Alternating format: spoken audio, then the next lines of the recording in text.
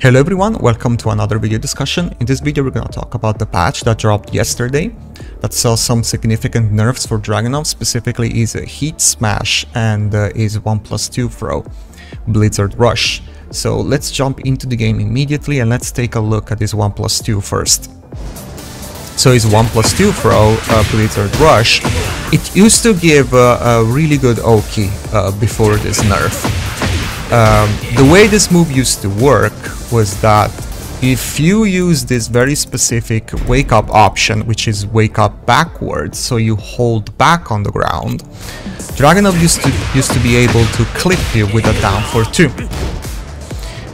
This was a thing in Tekken 7 as well, but then Tekken 8 came out and they decided to buff his back 4. Now it's a ground hitting mid and it's 14 frames. So what we discovered pretty quickly was that back 4 was guaranteed on the ground.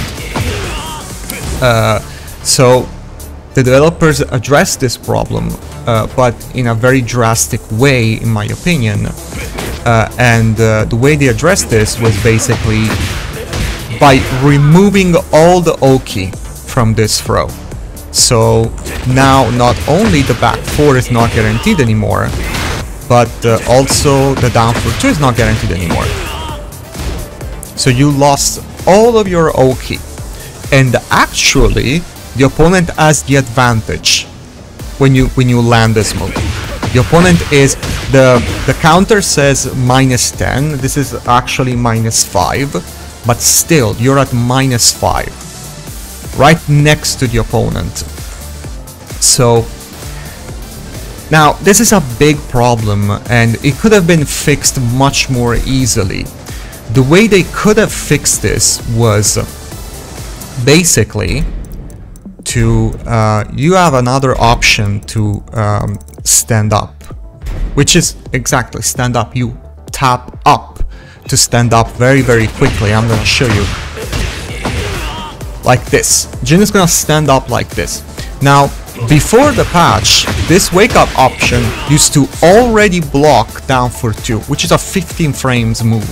The problem was that back 4 was buffed in Tekken 8, so now it's 14 frames, and unfortunately this wake up option wasn't fast enough to block the back 4. So all they needed to do was to increase the recovery of Dragunov by 1 frame so that the opponent could block the back 4 as well. That would have been a much better change. You would have addressed the back 4 without killing the Oki. But the problem is not just the fact that they killed the Oki, is the fact that now when I land this throw, I'm in a very bad position. I'm in a very bad position because I'm at -5 and my opponent is drooling to start to use wake up kicks. Now look at this. If I use my back 4, it's gonna trade. And let's say I'm making a comeback and I have very low health. I can't afford to get hit at all. You know, I get my comeback, I land my 1+2, and now without even realizing it, I'm putting myself into a very obscene blender. Because now my opponent is gonna stand up, it's gonna either use a mid or a low, and I have to guess, right? If I do back 4, this is gonna trade, and I can't afford that if I'm making a comeback and I have a very low health. I can't afford that. Now, how to deal with this situation? A good way is using his mid. Okay, let's start with the mid. A good way would be to sidestep left here. So basically now you are in minus frames, so you have to think in a different way. You have to think, I don't have the advantage. I need to move around here. So a good way would be to sidestep. But as you can see here, the sidestep is very inconsistent. I get clipped. This is hard. You see? I'm getting clipped. You have to sidestep left. This is not easy at all to do. This is not easy at all to do. And in the clutch, you're gonna get clipped. In the clutch, you're gonna screw up and you're gonna get clipped and you're gonna die if you have low health. So this is a solution that it's rather technical to do. And you see, I can't do it. Like I'm literally, I'm not doing this on purpose. I really want to step this, but I'm getting clipped left and right. You see, it's so inconsistent. So technically you can sidestep, but it's very inconsistent. Like you need to have perfect timing to be able to sidestep here, because the wake up kicks have such a massive tracking for some reason, and they're also safe, by the way. So if you block them, if you block the mid, for example, Jin is at -9, so it's completely safe.